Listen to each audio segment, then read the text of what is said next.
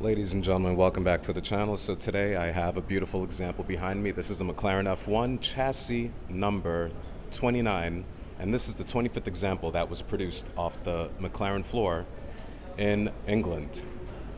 And it is a beautiful example. Gordon Murray did an amazing example with this car. I'm just looking at all the incredible details, such as a central seating position, everything from the way that the pedal box was milled.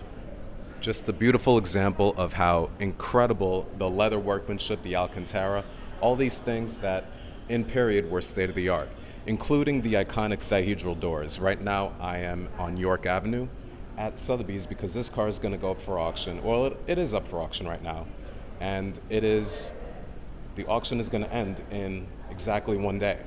So if you wanted to buy this car, this is pretty much the greatest example, the lowest mileage example that exists.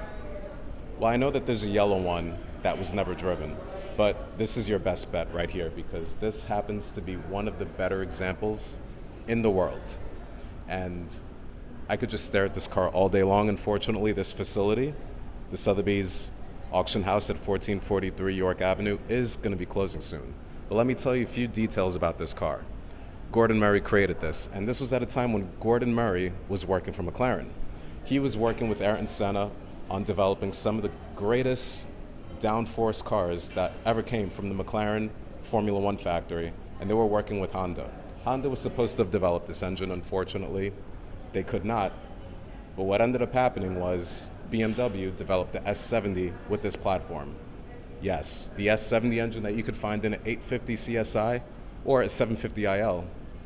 Except for this example, it was done a little bit better. It was done to a higher standard, and of course, it had to reach certain benchmarks in regards to weight. It had to reach certain benchmarks for performance. So that's why this example behind me is 627 horsepower with a V12 engine, and it is perfection. It is one of the greatest sports cars that's ever been produced, especially from the 1990s. What we have here is an example in Creighton Brown. It is a one-off example with a very unique paint job because a lot of them came in silver. And in silver, it's just a little bit different.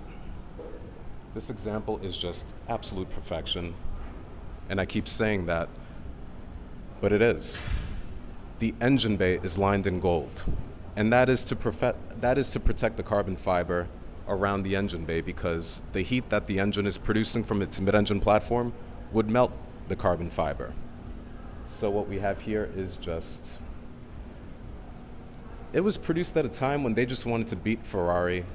They wanted to beat everything. They wanted to make the most reliable sports car, and they kind of proved that with 106 road-going examples, and this is one of the 64. This is exactly chassis number 29.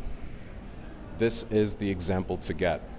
I know that there's a lot of great examples, and they have been sent back to the McLaren factory for color changes and updates in terms of multimedia entertainment and infotainment systems and whatnot, but this is still one of the greatest analog sports cars that's ever been created, and it is coming up for sale, and I am glad that I had the opportunity to see it for a second time.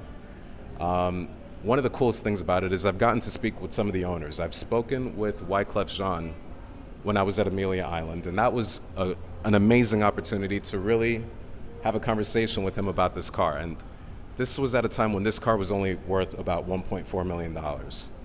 And that's because, he had done a lot of changes, and now that car is sitting in a collection in Florida. And I'll leave that information in the description below.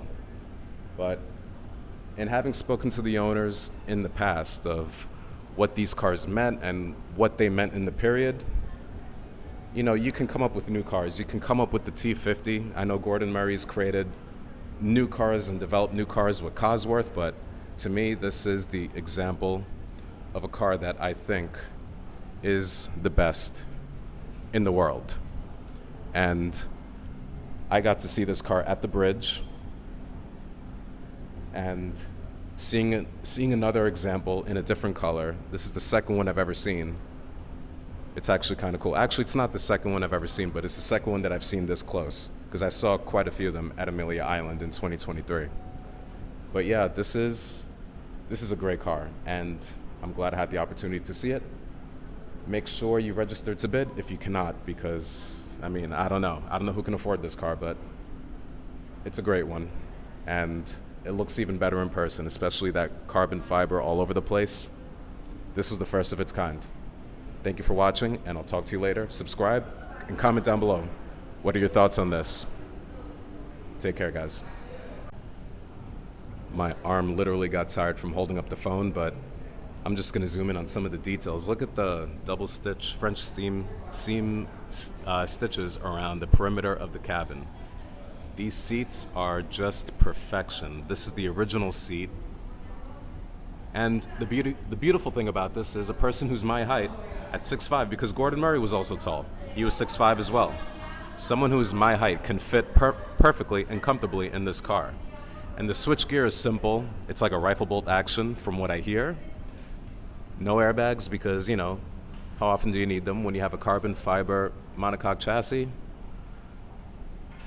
You're pretty much in really safe hands. No radio, no problem. This is the best. This is the best of the best. And to think that Ralph Lauren has like 2 of these or 3 of these, even better. And I'm glad Lewis Hamilton was able to get chassis number 44 because that's his car. Yes. All right, thank you. They're kicking me out. But I got to see the car. Thank you for watching.